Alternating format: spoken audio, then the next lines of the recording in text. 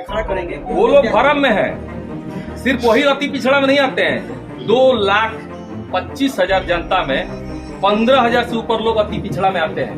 उसमें से हम किसी को भी खड़ा करके चुनाव लड़ा के जिता सकते हैं, क्योंकि जनता हमारे साथ है और जनता मेरे साथ है। इसी घमंड पे हम चुनाव चाहते हैं, शहर का विकास। मेरा उद्देश्य पैसा कमाना नहीं। अगर किसी को ये लगता है, मैं खुलेआम कह रहा हूँ, अगर किसी को भी ये लगता है कि नगर पालिका की कुर्सी पे आके जीवन या तो पैसा कमाना चाहते हैं, तो बेशक मुझे वोट ना करें। मुझे पैसा नहीं कमाना है, अपने शहर का विकास देखना है, अपने एरिया का विकास। इसीलिए हम प्रेस कॉन्फ्रेंस किए हैं कि हम अगले सप्ताह में कैंडिडेट का नाम घोषणा करेंगे और उस घोषणा में हम उस कैंडिडेट को चुनाव लड़ाएंगे और जिताएंगे भी जनता के द्वारा। सिवान की समस्त जनता उसको वोटिंग करके चुनाव जिता के नगर पालिका की कुर्सी पे बिठाएंगी और बिठाने के बाद हम वहां कार्य करेंगे, सिवान का विकास। देखिए, पहले हम घूमते थे समाज का विकास करने के लिए, जो अपने स्तर से करते थे, लेकिन इतना करप्शन है, इतनी गंदगी है, इतना भ्रष्टाचार है नगर पालिका में। और जितने भी कैंडिडेट अब आएंगे, क्या लगता है कि जीते हुए कैंडिडेट आएंगे? एक भी नया कैंडिडेट आएगा? क्योंकि नया कैंडिडेट को पता ही नहीं है नगर पालिका में हुआ क्या है, हो क्या रहा है। लेकिन अब तो वही लोग प्रत्याशी बन के आएंगे जो पहले से हैं। सब पे FIR है नगर पालिका का। मैं सिवान में आया हूँ, नगर पालिका का ना मेरे ऊपर कोई केस है, ना ही नगर पालिका का हमारे ऊपर 1 रुपया बकाया है।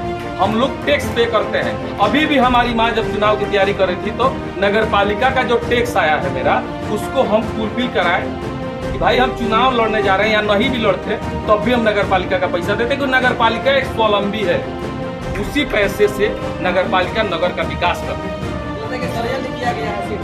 राजनीति उसी को तो कहते हैं। आखिर क्यों इस सीट को रिजर्व किया गया? क्यों नहीं गोपालगंज हुआ? क्यों नहीं छपरा हुआ? सिर्फ सिवान पे ही नजर क्यों? बाकी और भी तो अंदर है, गुठनी है, मीरगंज है। राजनीति का शिकार हो गया है, कौन आपके साथ? अब ये हम कैसे कर सकते हैं? चर्चा में आ रहे थे तो लोगों को डर हो गया था। अच्छा, एक बात बताइए, चर्चा में है तभी तो जनता हमको सीट मान चुकी है कि हम चेयरमैन बन चुके हैं। हम जहां भी गए हैं, लोग यही कहे हैं कि जीवन यादव की माता श्री चुनाव जीत चुकी है।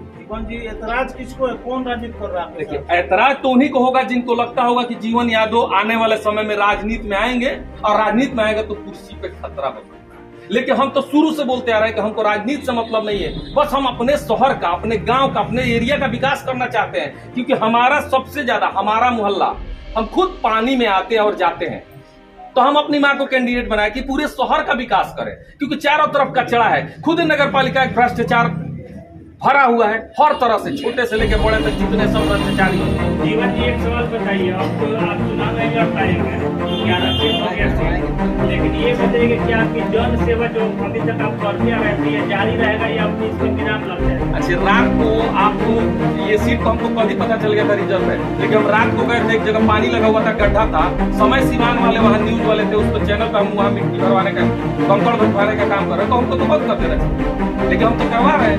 कल परसों मेरा कैंप लगेगा। हमारा कार्य जो है वो सामाजिक है। राजनीति हमारा उद्देश्य है नगर पालिका को स्वच्छ बनाना, सिवान को स्वच्छ बनाना, भ्रष्टाचार मुक्त सिवान को बनाना। लेकिन मेरी माँ वहां नहीं बैठेगी तो इसका मतलब थोड़ी है कि हम कैंडिडेट खड़ा नहीं करेंगे।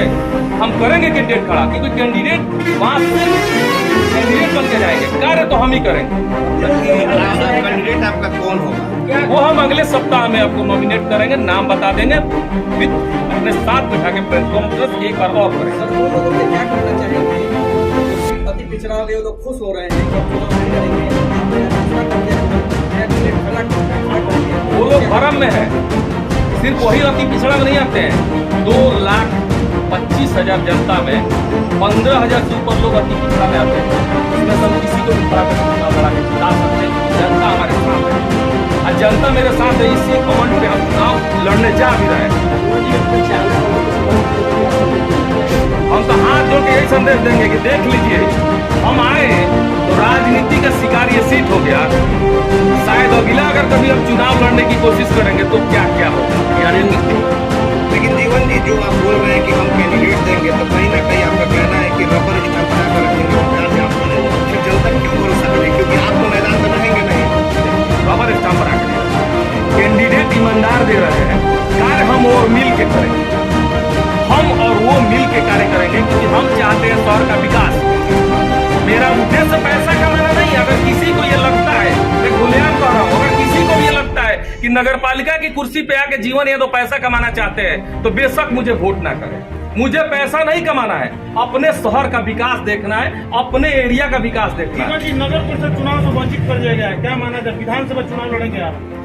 अभी तो नगर परिषद में थोड़ा सा अपनी माँ को क्या लगाए कि इतना राजनीति हो गया, विधानसभा का बात बोलेगा तो जेल चले जाएगा, ऐसा सवाल है। तो ये बताइए कि नगर परिषद जैसा आपने कहा कि भ्रष्टाचार में डूबा हुआ है, तमाम तरह के आरोप लगते रहे हैं उसके, तो विकास करते, कम से कम 5 साल जनता हमको देखती ना, विकास कर रहे हैं कि नहीं कर रहे हैं। अगर हम 10 महीने से जो कार्य करें सिवान की जनता के लिए, वो भी तो एक विकास का कार्य है।